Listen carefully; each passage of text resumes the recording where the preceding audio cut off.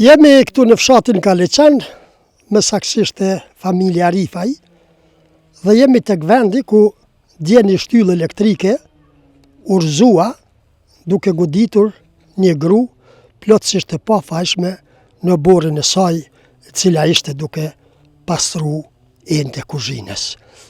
Këtu ka edhe njerëz që kanë qenë dëshmitar të rastit dhe kanë pa rastin, i cili fatlumisht nuk ka përfundu me fatalitet, por jo dhe krejt pa pasoja, nga se e njejta është duke u trajtuar në spitalin rajonal të Pejës dhe po shpresojmë që jeta saj nuk do t'jetë në rrezik dhe do t'i te i kaloj edhe këtu plagë që i ka marrë dhe këtu sfida që i ka përjetu ditën e djeshme.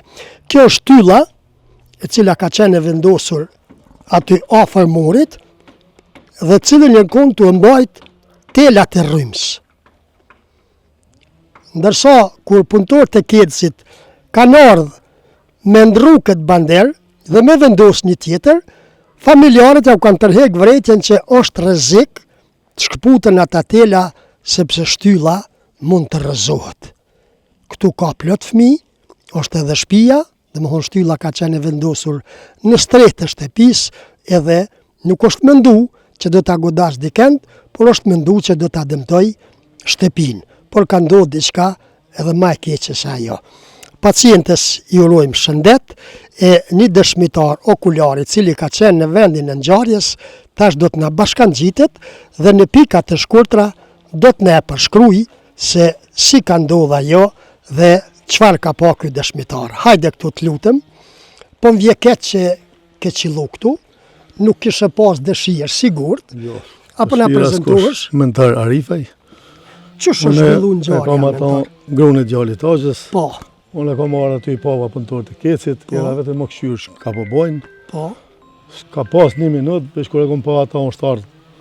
Aja gruja këtu me lajnë, ata e qysh i kanë ku telat, por i ka ra shtylla. Ku ke qenë ti? Unë Qa aty ty? kom qenë. Tu e pa ngjarjen Tu e krejtësisht. po. Edhe këtu i ka ra shtylla kom nga.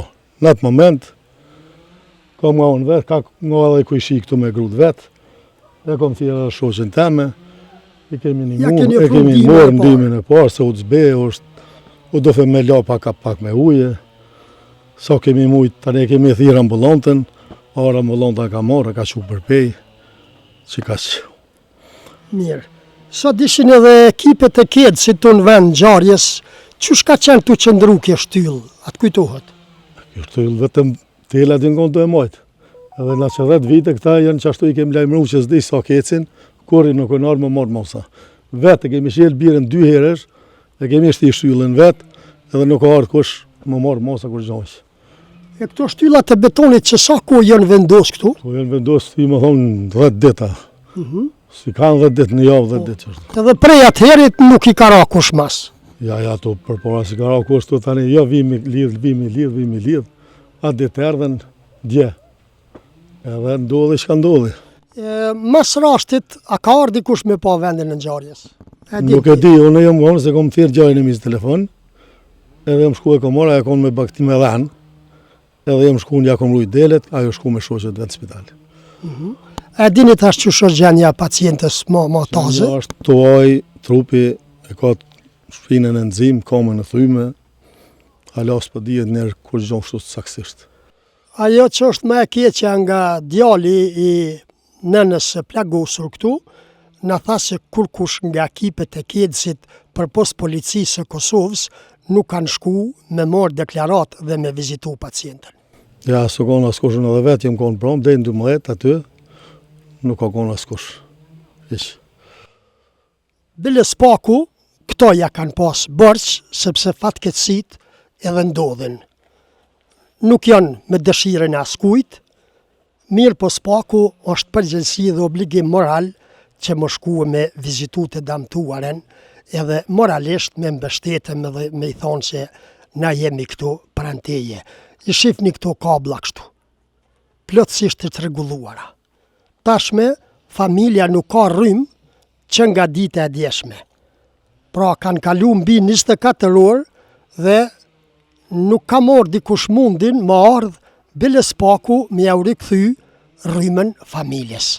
mbetet të shpresojmë në shërim të pacientës edhe mbetet të urojmë që këto ngjarje të mos përsëriten më.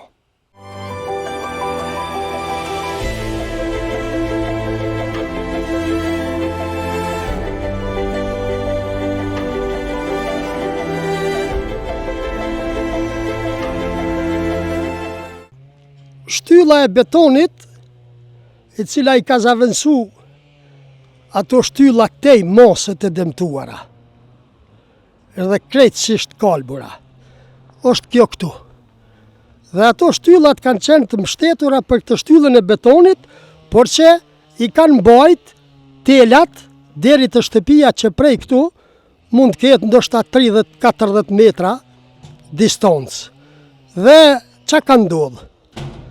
Punëtorët, thjesht nga një pa kujdesi, i kanë shpu telat nga shtyllat e drurit, edhe në moment, telat nga këtu deri te banderi tjetër që e pam atje më herët, kur janë shkput këtu, banderi atje është rëzu edhe ka ra për toke.